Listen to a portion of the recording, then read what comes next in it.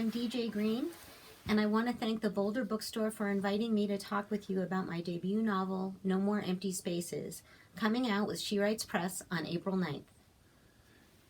Can you give us a brief synopsis of your book? It's 1973, and Will Ross, a divorced American geologist, is beyond bored with his desk job and an expansion project for the Philadelphia port. So he has signed on a construction project for a troubled dam in a remote and rugged part of Turkey. At the last minute, he decides to take his 3 children with him: 15-year-old Kevin, 12-year-old Rob, and 4-year-old Dee Dee. But the children only think they're going for their usual 2-week stint of shared custody, not to live there.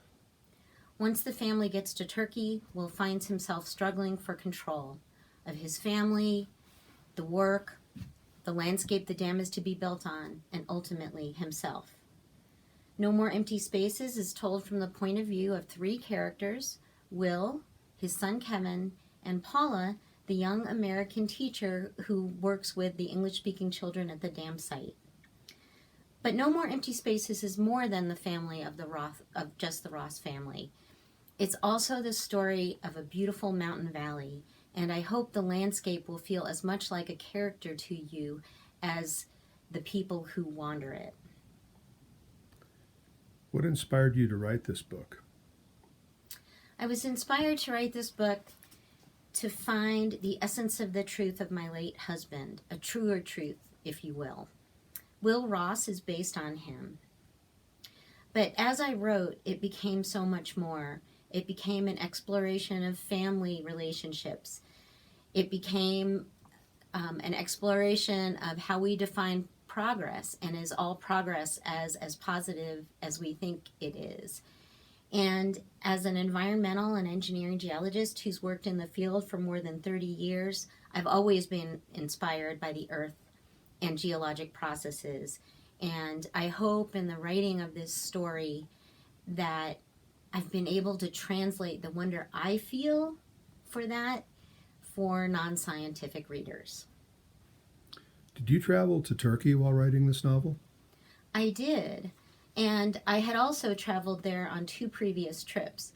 But on the trip that I took while I was writing the book, I took so many pictures from the magnificent to the mundane to use to evoke feelings and places in the writing. I only wrote about places that I've been to, and I wrote about them from the point of view of an American traveling in Turkey, like the Ross family were Americans in Turkey. Turkey is an amazing place, culturally, historically, geographically, and particularly from my perspective, geologically. And I hope that I've done my work as a writer and woven that into the story in a way that enhances it rather than distracts from it. Why did you choose a divorced dad as your protagonist? As I mentioned earlier, Will Ross is loosely based on my late husband, and during the time period I was thinking of, he was a divorced dad. But I think more important than his marital status is how Will looks at the world. And certainly at the beginning of the book, it's pretty black and white. And that informs what he does and doesn't do, what he says and doesn't say. And I think it's interesting to watch him as the story progresses to see whether that shifts or not. Can you tell us about your writing process? Sure. So most of this book was written while I was still working as a consulting geologist. So while I did some writing at home in my library, I also did a lot of writing in hotel rooms while I was working on field projects. I did some writing at writing workshops, and I was also able to do 2 writing residencies, which is really wonderful time that's set aside just for writing. But that said, I've never had a very regular schedule as a geologist, and actually even though I'm retired from geological work now, I still don't have much of a regular schedule because now I juggle my creative writing life with being a bookseller and a partner at a locally owned independent bookstore in Albuquerque, Bookworks. So I had to find a way to switch gears, and I got a big boost in that process about 15 years ago when I took a workshop with Jeffrey Davis where I learned his yoga as muse practice, and I still use it today. It really helps me focus on my writing intentions, both big and small. Big in the sense of what am I writing for in the bigger picture, and then small as in what am I writing for today, which might even be something like I'm going to focus for 15 to 30 minutes of writing without going down a research rabbit hole on the internet. So that process has really helped me be very intentional on the writing sessions that I have. I've always written in spurts, so I'll have periods that I'm really productive with new writing, and then times where it's kind of a lull. And I'm working really hard to not beat up on myself when I'm in those lulls, because I like to think that whatever story I'm working on is percolating in the subsurface while I'm in that quiet time, so that it can come out and be rich during those productive times. What are a couple of books you've read recently that you really loved? Two novels that I've read recently that I truly loved were Day by Michael Cunningham and Welcome Home Stranger by Kate Christensen. Day is the first COVID pandemic novel that I was actually able to finish. I think we were just a little too close to living it for me to want to read about it yet, but I picked it up because I love Michael Cunningham's work, and I started reading it, and it's quiet and complex. And the writing is both clean and lyrical, and it was just a beautiful book, and I highly recommend it. And Welcome Home Stranger, like Day is to COVID pandemic novels, for me, it was like climate crisis novels, and I hadn't been able to finish any of those. But Kate Christensen's protagonist, Rachel, is a science journalist, and she writes about climate crisis in a very real and pretty scary way, but it's integrated so well into Rachel's family story and Rachel's personal story that I was able to go with the flow for it, and I just loved it. Rachel is very real and wry and has a bit of sharpness about her, but I found that her hard edges were honed from pain, and underneath those hard edges was a real tenderness for others, and as the story progressed, more and more for herself. And I loved going along on the journey of Rachel seeking home and defining it for herself. So another gorgeous novel. Is there anything else you'd like us to know about your book? Yes, like Rachel in Welcome Home Stranger that I just mentioned, I think that many of the characters in No More Empty Spaces are seeking home in a way they can define it for themselves. And I think that's a pretty universal theme, so I hope it'll resonate with readers.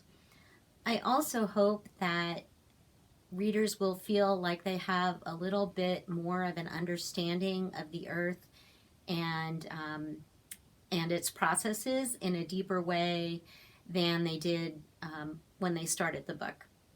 And I'd like for them to have a sense of what applied scientists do, specifically engineering geologists, and why the foundations we build on are so important. And yes, you can take that metaphorically as well as literally. On a lighter note, I hope that readers will just enjoy immersing themselves in the beautiful place that is Turkey and going along on the adventures of hiking and flying and camping and sailing that the Ross family takes. Can you read us a short passage from your book? I'd love to. This is from part 2 of the book, when Will is deep into the process of studying the dam's foundation, and there's a little exercise that you can do as I read along that I hope you'll find interesting and fun. As the autumn days cooled and shortened, Will rushed his team to finish drilling the new boreholes throughout the footprint of the dam. Many nights he spread the borehole logs from that day out on the table after dinner and drew cross-sections. "What are you doing?" Paula asked one of those evenings, looking up from grading papers. "Taking the data from each borehole, which are recorded on these logs, and correlating them from one to the next. Try this," he said. "Put your hands up in front of your eyes, palms out, close together, about an inch apart. Like this. And look through the narrow spaces between them. Then turn and look again, and again, and again. Then from those 4 narrow views, describe what the whole room looks like. That's what doing a subsurface investigation is like. Those narrow snapshots are like the boreholes we drill. The cross-sections I'm working on are like the description of the room." She did what he said, and one of her bright hazel eyes peeked through the space between her hands as she turned to get the different views of the room. "That seems hard, getting the whole picture from just that," she said. "It isn't easy, but it's always interesting. We locate the boreholes based on our best understanding of the geology at the surface from the mapping," he continued, "which you didn't get from that exercise. Still, it's a big puzzle we put together, piece by piece by piece." As more boreholes were completed, Will drafted cross-section after cross-section, both parallel and perpendicular to the dam's alignment. He extrapolated what he couldn't see from what he could, reading the story in the rocks and reading between the lines of the story into the voids of those rocks. And there were voids. Will knew that, of course. That's what shut construction down in the first place. But each time he thought he had a 3-dimensional picture of the foundation, he found more, bigger, and deeper cavities. With each discovery came more questions, and he went back to BoreCon for funds several times. The investigation needed to go to the next level, literally. The allocations always came because every day the construction stood still cost more than the studies did. The hydrothermal deposits revealed themselves as part of a vast network. Will presumed it started with the syenite porphyry intruded during the Miocene.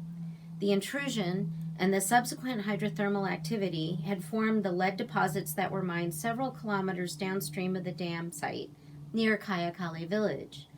The pinnacle of that hydrothermal network was the towering rock of Kayakale that he and Refik had hiked to on Will's first day in the field. The faults and fractures that cut across the site provided the pathways where the heated waters had flowed, dissolving the marble and sculpting the empty spaces that honeycombed the foundation. I want to thank the Boulder Bookstore for inviting me to speak with you today. I hope you'll read and enjoy No More Empty Spaces.